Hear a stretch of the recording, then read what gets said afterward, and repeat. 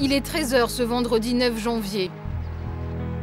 À Châteauroux comme ailleurs, les Français vivent en direct la 3e journée des attentats.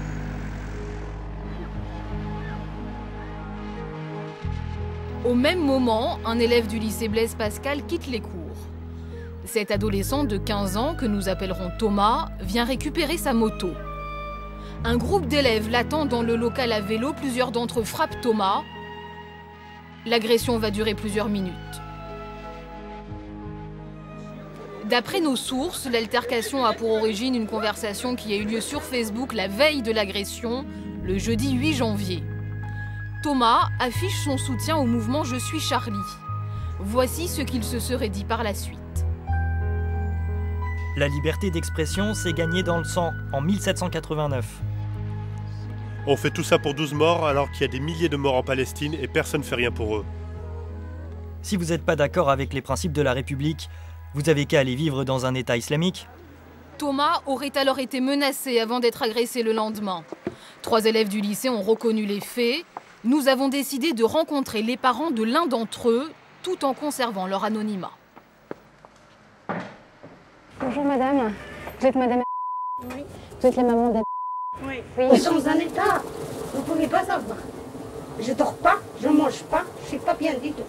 Parce que ce qu'ils attendent de mon fils, pour eux, c'est un terroriste. C'est pas possible de se bagarrer entre les jeunes.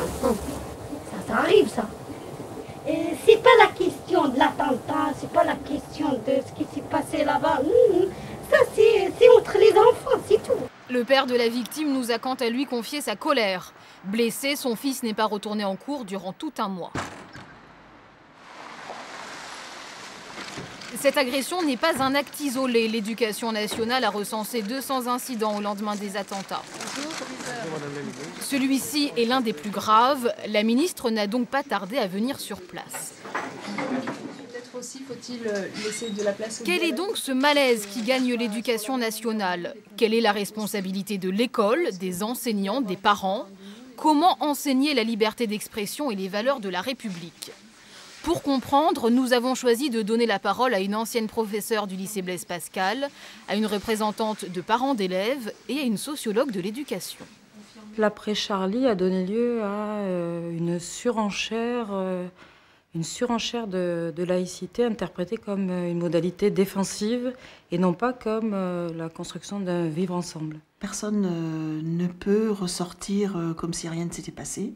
Je pense que ça a révélé, quand je dis révélé, c'est vraiment ça fait ressortir les choses et chacun est obligé de se rendre compte qu'il y a du mal-être, il y a du mal-vivre et qu'il y a besoin de mettre de l'huile dans les rouages et de se comprendre à tous les niveaux. C'est pas que le ministère avec une note signée puis une petite Marianne en haut, hein. Ça fera rien.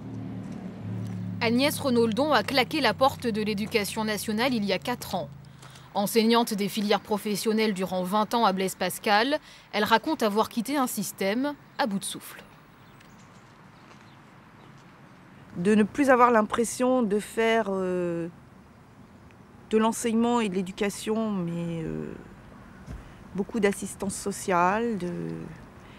Parallèlement à ça, j'avais des obligations de résultats. Et des obligations de résultats qui étaient, à mon goût, non adaptées aux élèves que j'avais devant moi. Le lycée Blaise Pascal n'est pas classé au réseau d'éducation prioritaire. Ici, il y a 1100 élèves répartis sur des filières générales et professionnelles. Les taux de réussite au bac sont très disparates. 95% pour le bac général, 55% pour le bac pro.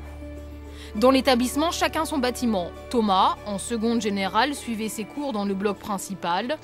Ses agresseurs présumés en seconde professionnelle dans le bâtiment A. Pour apaiser les tensions, le lycée Blaise Pascal a organisé une semaine républicaine. Et l'idée, mélanger les filières pour instaurer le dialogue. On vous distribuera un questionnaire pour revenir un petit peu sur les événements qui sont passés au niveau national et également donc au niveau local. Les règles du débat, ne pas dépasser les limites de la liberté d'expression. Est-ce que vous trouvez que ça ne pose pas un problème que parce que quelqu'un a émis une opinion, un dessin, il soit obligé d'être protégé parce qu'il est Mais c'est pas n'importe quel type de dessin, là on parle, monsieur. Je sais pas, la liberté d'expression, c'est peut-être un droit, mais c'est pas un droit fondamental. Pourquoi on mais c'est un droit français. Oui, mais c'est un droit français. Mais on est en France, la caricature elle a été faite en France, et en France, ils ne sont pas sortis de la loi. On savait que quand on allait parler un petit peu de la une de Charlie Hebdo, ça allait poser un petit peu, pas des problèmes, mais ça allait permettre de raviver un petit peu certaines tensions. Mais je comprends aussi que les jeunes de confession musulmane se sentent un petit peu touchés ou affectés. S'ils sont sortis de la loi, non mais écoutez-moi. Oui, mais s'ils sont sortis non, mais s'ils sont sortis de... Non. Moi, je respecte tout à fait ce que Oma et Mehdi disent, mais c'est pas ça, c'est tuer des personnes. On en reste toujours à l'attentat, c'est tuer vraiment. C'est pas des innocents, etc. Oui, mais tout à fait. Mais je peux même te montrer une vidéo d'enfants en Palestine qui sont sur une plage, qui comptent aller jouer, ils se prennent un obus. Mais on est en France. Et est-ce que quelqu'un est venu pleurer? Est-ce que quelqu'un a dit je suis palestinien? Moi, je suis prof d'économie-gestion, notamment de marketing, donc c'est vrai que ces notions-là, ce ne sont pas des notions que j'aborde régulièrement. Donc c'est vrai qu'on a tous un peu révisé pour être un peu plus à l'aise sur ces notions-là, mais on se rend compte qu'on demande de plus en plus aux enseignants et que le métier change de plus en plus.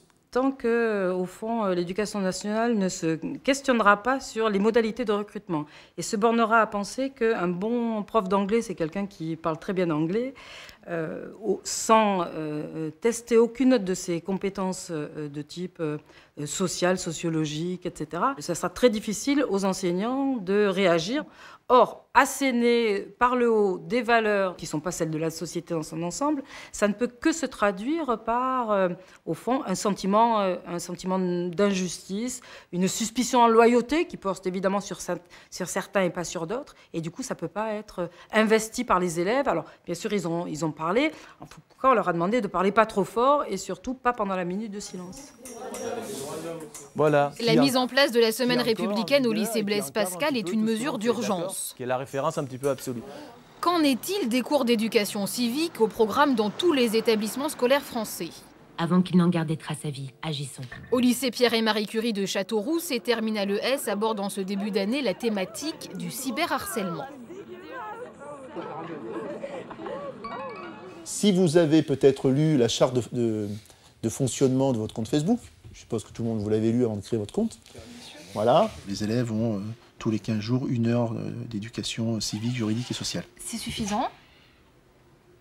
Pour mener le programme, on va dire oui, mais on pourrait toujours faire plus. Je veux dire, on pourrait toujours faire plus. C'est vrai. Il y a une contrainte dans le temps, dans l'école, où il faut tout gérer très vite, il faut tout faire très vite. Il y a un manque de moyens évident. Et ce qui fait que nombre de choses ne sont pas traitées, ou nombre de choses sont mangées. On les mange pour récupérer de l'anglais, du français, des maths, n'importe. Samuel et ses amis sont en terminale S. Ses élèves ont tous été très choqués par les attentats. Dès le premier jour, Samuel a lancé l'idée d'un rassemblement à Châteauroux. Mais dans leur lycée, l'émotion a parfois fait obstacle au dialogue. Il y a des professeurs qui n'ont pas parlé, pas parce que ça ne les intéressait pas ou qu'ils ne se sentaient pas concernés, mais parce qu'ils ne savaient pas forcément comment aborder le sujet, ou alors ils ne se sentaient pas compétents à ce niveau-là. On a ressenti un peu un manque d'aide de notre établissement, mais pas vraiment l'établissement, puisqu'il est un peu dirigé par les hautes instances du ministère de l'Éducation nationale, et du coup, c'est peut-être pour ça que nos projets ont vu le jour. Aujourd'hui, cette bande de potes a décidé de créer un journal lycéen. Certains n'ont jamais lu un Charlie Hebdo, mais le symbole reste fort. Reste à cogiter sur la première une du journal, une caricature forcément. En dehors du lycée, il y a d'autres initiatives. Des initiatives pour des élèves plus jeunes. Nous sommes au collège Stanislas Limousin. Certains de ces enfants iront peut-être un jour au lycée Blaise Pascal. Vous pouvez rentrer, s'il vous plaît. Aujourd'hui, c'est un cours un peu spécial pour ces 5e. La classe reçoit la Ligue des droits de l'homme. C'est important de leur apporter des pistes de réflexion pour qu'ils puissent penser par eux-mêmes surtout. Réfléchir sur des thèmes de société et d'actualité, expliquer aussi ce que dit la loi en matière de liberté. Et sachez quand même que pour ces limites, diffamation, incitation à la haine raciale, etc., tous les médias, tous les supports sont concernés. C'est utile parce que, par exemple, un jour, on est sur les réseaux sociaux, on veut poster quelque chose, on ne sait pas forcément ce qu'on va mettre, Il y a des heures d'instruction civique, mais ce que nous disent souvent soit les principaux, soit les professeurs, c'est le regard extérieur que nous on apporte, enfin la parole extérieure à l'institution que nous on peut apporter renforce quelque part leur propre discours à eux. Oui, il y a d'autres gens en dehors de l'école qui font ce même travail. Serait-ce l'une des clés? Désanctuariser l'école. Retour au lycée Blaise Pascal, ou plutôt aux alentours du lycée. L'établissement se trouve tout près du quartier Saint-Jean. Ici, le taux de pauvreté est l'un des plus élevés de la région. Et cette jeune homme. Tous les mardis et les jeudis, les animateurs de la maison de quartier s'occupent d'enfants du primaire à la sortie des cours. T'as une tête de quoi, Marc, Nabil et toi. t'as eu. Ah bon, on regardera tous ta bonne note. C'est bien. Chier. Tu mets comme ça. Il y a des jeunes qui ne comprennent pas forcément ce qui se passe, ou soit qu'ils le comprennent entre guillemets d'une mauvaise manière. Ils peuvent des fois dire des choses graves, mais plus, je pense, par ignorance. Et on est là voilà, pour leur apporter donc, certains éléments et leur expliquer les droits qu'on a, hein, et surtout voilà, le principe de liberté d'expression, qu'est-ce qu'il y a derrière, qu'est-ce qu'on peut faire ici et qu'est-ce qu'on peut pas faire. Et revoir. Après le goûter, place au soutien scolaire. Toi, tu as du travail. Ok, on y va. C'est parti. Cette association œuvre aussi pour l'épanouissement des jeunes. Pas simple lorsque l'actualité vient rattraper le quotidien. Ici aussi, les attentats ont laissé des traces. Certains se sont sentis stigmatisés. Je pense qu'on travaille sur le fait voilà, de se sentir, en fait, voilà, on est français, on peut être français, musulman, chrétien, juif, même ne pas avoir de religion, mais on est français avant tout, en fait. Donc je pense que la société, que ça soit à l'école, que ça soit donc dans notre maison de quartier, faire en sorte voilà, que les gens ils se sentent faisant partie d'un même pays. Et je pense que c'est ça qui va nous aider à avancer, je pense. Ce qui me semblera important, c'est que ce slogan, parce que maintenant je suis charliste, peut devenir un slogan, c'est d'essayer de réfléchir qu'est-ce qu'il y a derrière et peut-être transformer les rapports humains, transformer et favoriser beaucoup plus de tolérance entre les gens. Et c'est vrai que ça part aussi de... Ces réflexions, elles méritent quand même d'être développées auprès des jeunes. Donc l'école est un moyen, mais pas que. Au lycée Blaise Pascal, la vie a repris son cours. Les épreuves du bac se profilent déjà.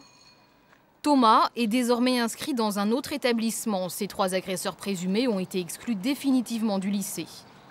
2 d'entre eux ne sont plus scolarisés depuis près de 2 mois.